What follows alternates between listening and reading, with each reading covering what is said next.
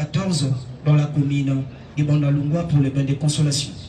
Mesdames et messieurs, sans plus tarder, je m'en vais inviter le pasteur Amos pour une prière d'ouverture et une courte exhortation. Merci d'avancer pendant que l'homme de Dieu avance. Est-ce qu'on peut acclamer très fort, s'il vous plaît? Et je suis à côté pour ceux-là qui ont trouvé le genre de fleurs. Merci. Nous voulons dire merci au Seigneur.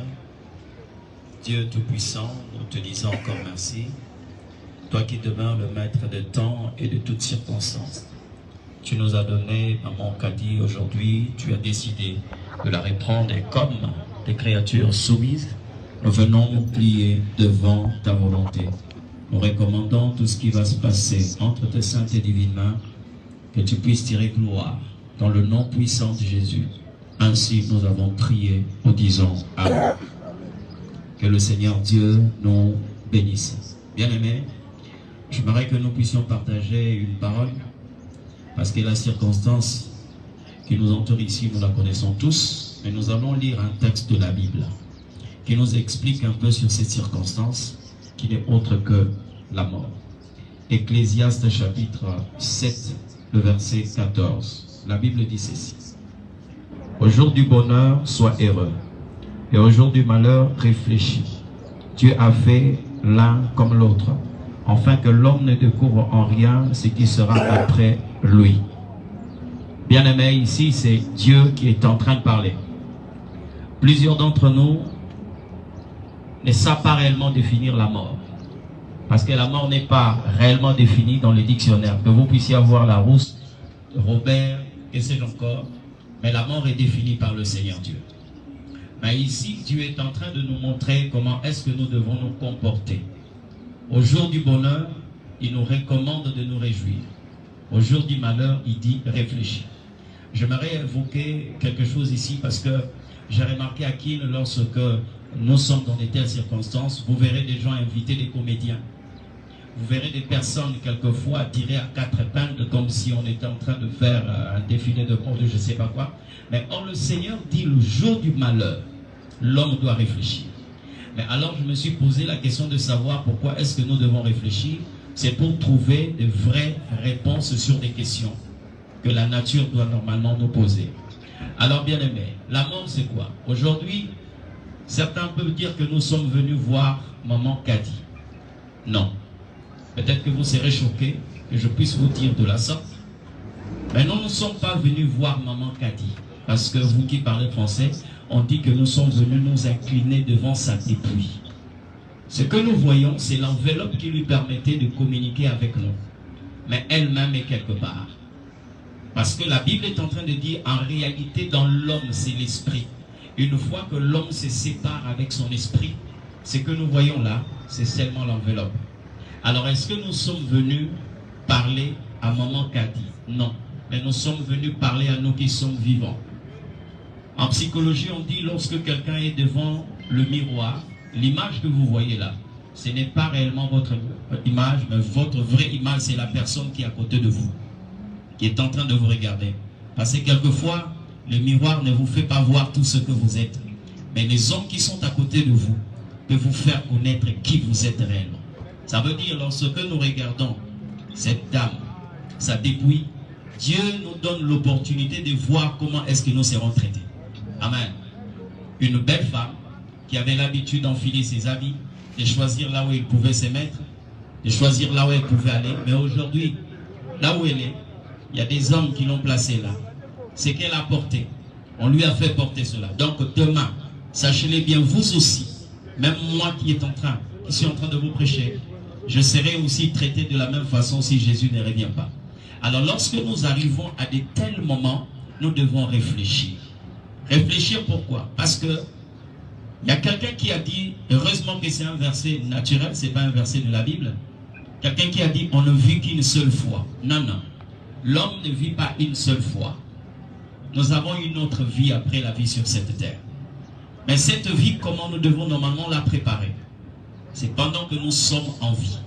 Je ne suis jamais d'accord avec ceux qui affirment que Dieu nous a donné un souffle gratuit. Le souffle gratuit n'existe jamais. Je vous parle en tant que pasteur. Le souffle que Dieu nous donne, c'est comme un branchement de la SNEL.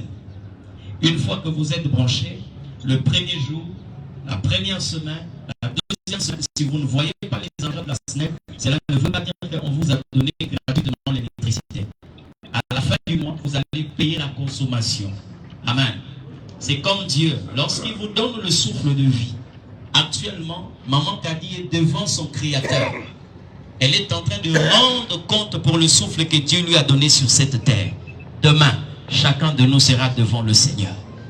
Et ces musiciens-là ne nous trompent pas, qu'on ne vit qu'une seule fois. Non, l'homme vit deux fois. Il y a la vie sur terre et il y a la vie à l'au-delà. Et cela est déterminé par rapport à ce que nous avons posé comme acte sur la terre. J'ai vu des personnes passer toute leur vie à s'empourrer d'alcool, courir derrière les femmes, les hommes. Mais bien aimés, à la fin de leur jour sur cette terre, on peut inviter des pasteurs qui prêchent comme moi, on peut mettre la musique chrétienne du matin jusqu'au soir, on peut inviter un prêtre pour bénir et dire que voilà, votre chemin est ouvert. Ce n'est pas ce qui vous garantit le royaume des cieux. Je n'aimerais pas ici garder la vérité captive. Non. La Bible me dit, l'âme qui pêche, c'est celle qui mourra. Vous ne pouvez pas utiliser votre vie ici sur terre en vivant dans le mensonge, dans la cupidité, dans le vol, le détournement et tout ce que nous connaissons. Et la fin de temps, vous allez dire que voilà, Seigneur, je vais demander à mon prêtre, à mon pasteur de prier pour que le ciel soit ouvert. Je vous assure que ce sont vos œuvres qui vont vous accompagner. Bien aimé le Seigneur, sachez-le bien, par la mort de Maman Kadi, Dieu nous donne l'opportunité de réparer. Parce que nous ne savons pas quand ça va arriver. Le problème, ce n'est pas comment. Par une mort soudaine, par accident, d'autres part quelquefois, pendant le sommeil. Mais ce qui importe, c'est de savoir que ça va arriver tôt ou tard. Peut-être que si Dieu nous demande de revenir encore ici, l'année prochaine, à cette même époque, peut-être que nous ne serons pas tous là. Je ne suis pas un prophète de malheur, mais je suis en train de parler de ce qui est réel. Alors, si l'Éternel nous demande de réfléchir, c'est que nous devons nous poser la question. Une fois que ces choses arrivent, où serai-je? Même si vous pouvez demander aux gens de vous faire habiller en blanc, je vais porter blanc lorsque je vais partir, que la décoration soit toute blanche et tout, je vous assure, tous les décors qu'on peut mettre à l'extérieur ne changera pas la teinture ou la nature de votre cœur.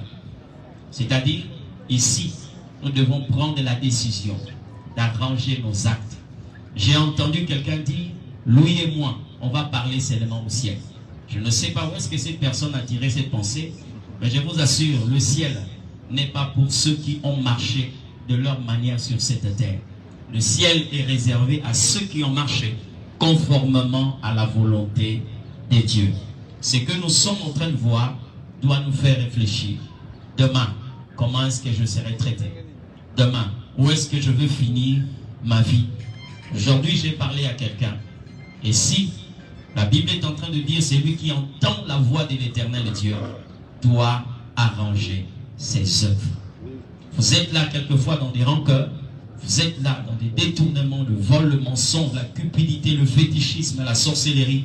Sachez-les bien, aucune eau bénite ne peut purifier votre cœur le jour où vous rendez l'âme à l'Éternel Dieu. Ce qui va vous suivre, ce sont vos œuvres.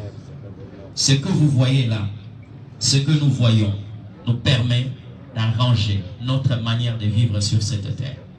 Bien-aimés, il y a des gens aujourd'hui, quelquefois, qui ont une fausse réflexion, qui passent à côté de ce qui est normalement vrai, la mort. Pourquoi Dieu a permis la mort? Lui-même, il le sait. La mort, c'est un mystère que personne ne peut expliquer si ce n'est Dieu. C'est pourquoi nous pouvons nous poser beaucoup de questions. Mais la finalité, nous finirons par affronter la mort. Je pose la question à quelqu'un ce matin. Si ça peut arriver aujourd'hui, où est-ce que vous allez passer votre éternité? Si ça peut vous arriver maintenant là, où est-ce que vous allez passer votre éternité? Parce que si nous sommes en train de craindre la mort n'a aucune douleur. Il faut plutôt craindre la vie parce que nous vivons chaque jour, mais nous mourrons une seule fois. Il faut plutôt craindre la vie Et quand nous avons la vie, nous devons savoir la gérer. Sinon, un jour, nous allons rendre compte à l'Éternel Dieu. Amen. Nous qui sommes là, nous devons savoir qu'un jour, ça va arriver. Et la réflexion dont l'Éternel Dieu nous demande ce matin, c'est de savoir où est-ce que je vais passer mon éternité. Quand est-ce que ça va arriver? Est-ce que ça va être une mort soudaine? Je serai malade pendant longtemps? Qu'est-ce que ça va arriver? Je ne sais pas. Par crash, par un accident de véhicule, je ne sais pas. Mais ce que je sais, c'est que ça va arriver. Alors, où est-ce que je vais passer mon éternité? Et Dieu nous donne l'opportunité aujourd'hui de prendre une décision, de dire, Seigneur, si ça peut arriver, permets que je sois à tes côtés. Je ne suis pas ici en train de parler à maman Kadi. Excusez-moi de le dire, parce qu'elle est quelque part, mais je parle à ceux qui m'entendent et à ceux qui ont la vie. Où est-ce que vous allez passer votre éternité? Ce que Dieu nous permet aujourd'hui, c'est de rectifier notre tir, c'est de rectifier notre marche. Vous étiez en train de vivre dans le mensonge, faites attention. Vous étiez en train de vivre dans la cupidité, dans l'adultère, dans l'idolâtrie, le fétichisme, dans des querelles. Faites attention.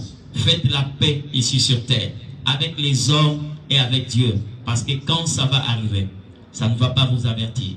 Mais comme deux personnes réfléchies, averties, nous devons nous plier devant la volonté de Dieu. Bien-aimés, nous n'avons pas assez de temps. Mais je m'aurais donné l'opportunité à quelqu'un de faire la paix avec le Seigneur ce matin. Quelques mots seulement, de faire de sorte que vous puissiez être réconciliés avec votre Créateur. Je le répète encore, le souffle que vous avez, ce n'est pas pour découvrir toutes les boîtes de nuit de la vie de Kinshasa. Ce n'est pas pour chercher à connaître toutes les femmes ou tous les hommes. Non, le souffle que Dieu vous a donné, c'est pour que vous puissiez faire sa volonté. Mais ici, il y a des personnes qui peuvent atteindre 50 ans, 60 ans, 30 ans, 46 ans, mais qui n'ont jamais compris pourquoi ils sont sous les soleils. Pourquoi est-ce que Dieu leur a donné le souffle de vie?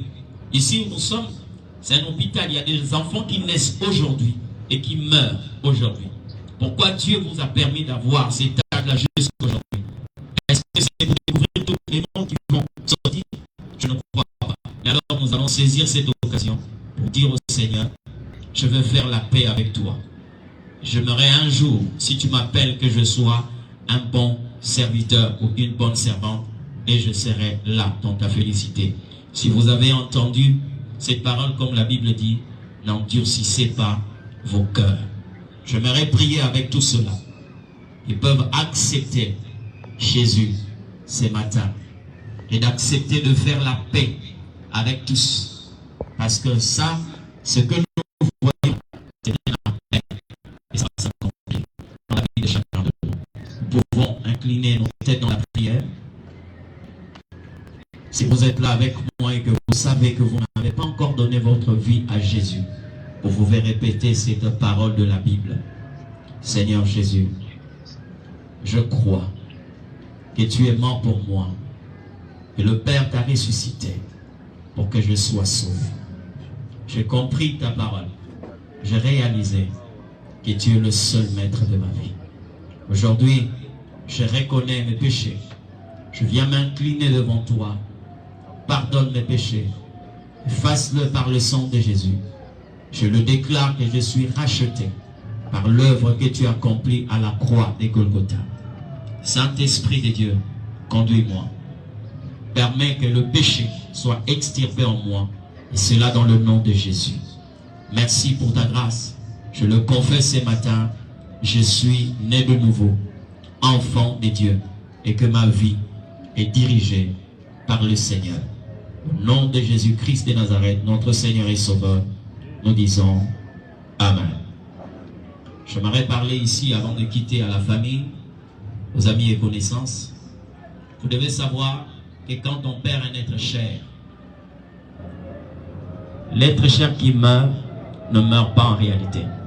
Quelqu'un a dit, ceux qu'on aime ne meurent jamais, mais ils cessent d'être visibles. Et si nous les aimons réellement, si nous avons aimé Maman Kadi, elle continuera à vivre dans nos cœurs. Parce que l'amour ne meurt jamais. Que le Seigneur Dieu vous bénisse.